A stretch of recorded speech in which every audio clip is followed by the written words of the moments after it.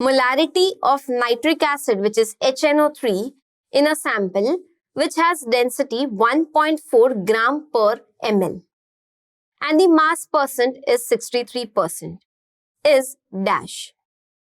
Given information is molar mass of HNO3 is given 63. This question was asked in JEE Mains 2020. Now over here, the molarity of the given compound is we have to find out. Density is given and mass percent is also given.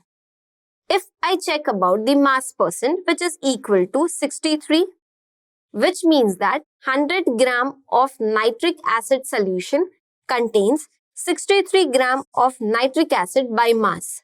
Remaining part will be other quantity or water.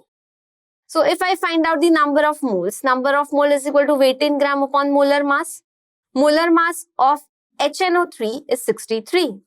So weight is 63, molar mass is 63. So number of mole is equal to 1. Now volume of the nitric acid for given solution is I have to find out, then density is equal to mass upon volume. Therefore, students, volume is equal to mass upon density.